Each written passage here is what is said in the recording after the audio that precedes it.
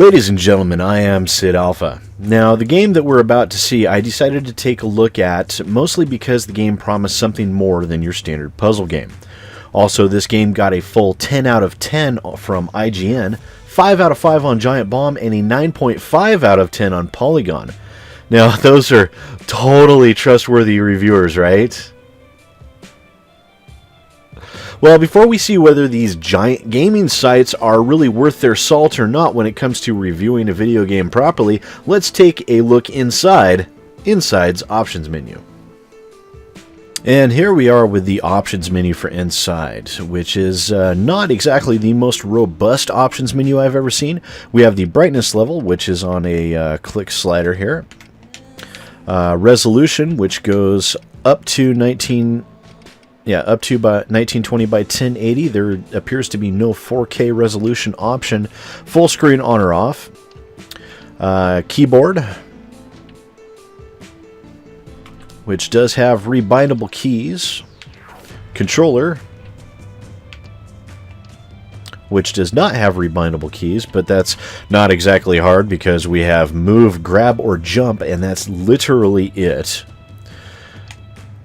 And then we have volume, which is on a slider. So there's a huge ton of options that are just straight up missing from this game and were never included. And granted, with a 2D scroller puzzler, I'm not expecting the most robust options menu in the world. However, this is lacking a good deal here that does need to be included, which isn't, including 4K support, which appears to be just not there yet.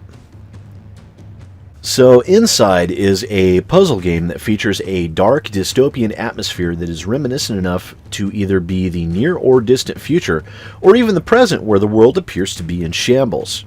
It starts you off with absolutely zero preamble, with a young boy running through the woods, trying to escape people unknown for reasons unknown, to get to someplace as yet unknown. And through it all, you're faced with an admittedly wide variety of puzzles that definitely show a lot of creativity. Showcasing a wide variety of landscapes, the developers show off the wonderful yet basic art style of the game that was actually fairly impressive. The first zone you encounter after escaping the strangers that are hunting you for reasons that are never explained is the farm, where you encounter some slaughtered pigs for some reason that are again never explained, and the only real notable puzzle of interest in the area was where you suck up a bunch of chicks, and by that I mean baby chickens, to shoot them out of a machine to knock over a bale of hay. Other than that, the farm zone offers little except a pig that will try to run you down.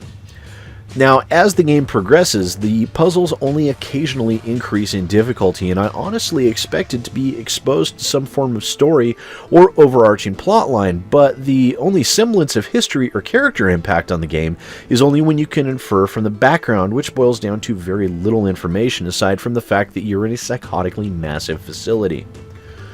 Obstacles range from the initial people with guns, puzzles of an exceptionally wide variety, dogs, pigs, giant robots with tasers on winches, some form of underwater breathing people, and various environmental factors that can and will kill you instantly, including the one area I actually managed to get stuck on for several minutes due to a moment of complete loss of timing, in which resulted in my dying a number of times. Unfortunately, and yes, I'm being completely honest here because I wish I could have thrown together a death montage with some cool music for you guys.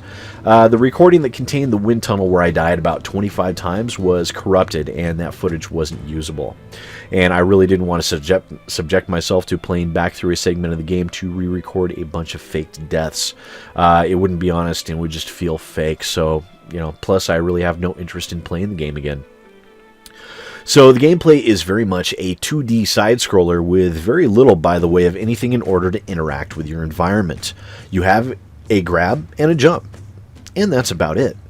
And that underscores one of the major complaints that I have with the game. The controls are ultra basic, and your ability to interact with your environment is exceptionally limited, leaving you to run back and forth in a fairly lame fashion if you happen to run into a puzzle that you aren't able to immediately understand. Now, that won't happen very often, but it will happen at least once, which brings me to the second major complaint of the game: the puzzles. The vast majority of the puzzles are ridiculously simple, and the only real difficulty in the game comes from proper timing and positioning. Everything else is fairly self-evident, and while granted it is sometimes fun to feel like a complete badass being able to cruise through segments of a game, I was able to cruise through the vast majority of the game without any issue. And I'm not a person that plays puzzle games. Now, for people that do enjoy puzzle games, the only real draw for this game would be the beautiful graphics and scenery, as it won't offer a fan of puzzlers any real form of challenge at all. The graphics, however, are extremely good and really showcase the abilities of the designers. With a wide variety of vistas and an even wider variety of set pieces, the game shows a surprising amount of originality in both the areas and in the puzzles themselves, showing very little of either that could be considered a repeat. The game's 60 frames per second frame rate is exceptionally stable, as is customary with a great many decently done Unity games, and really helps the game's visual appeal immensely.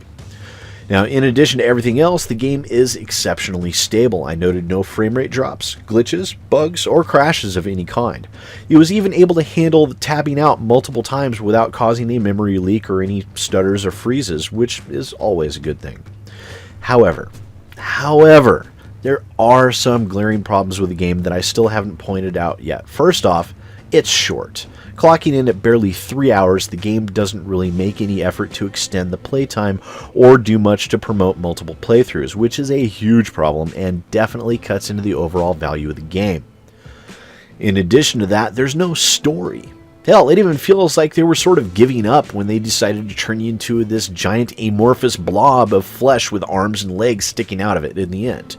Now, in addition to a lack of story, the game almost completely lacks music of any type, which, in my mind, doesn't add atmosphere. It only serves to take away from the atmosphere of the game, and the lack was highly noticeable. So what we've ended up here with Inside is a graphically beautiful and innovative puzzle game with wonderful environments, but it's far too basic and could have benefited hugely from just a little more.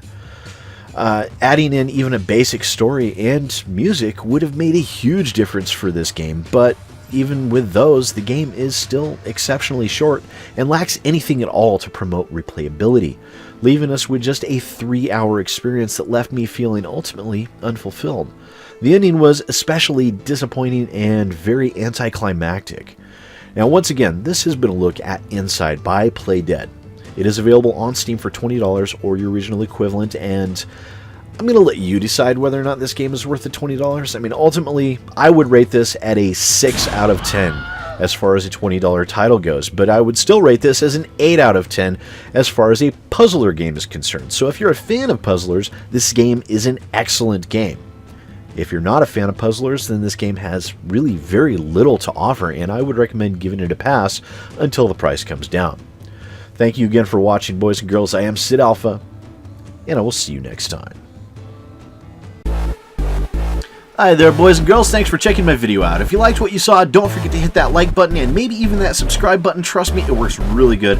Don't forget to share with your friends, and if you're interested in following me on Twitter and Facebook, the links for that are in the description down below. I also have a Patreon if you're interested in helping to support the growth of my channel, and the link for that is down below as well. And once again, thanks for watching and supporting my channel, guys. I really appreciate it.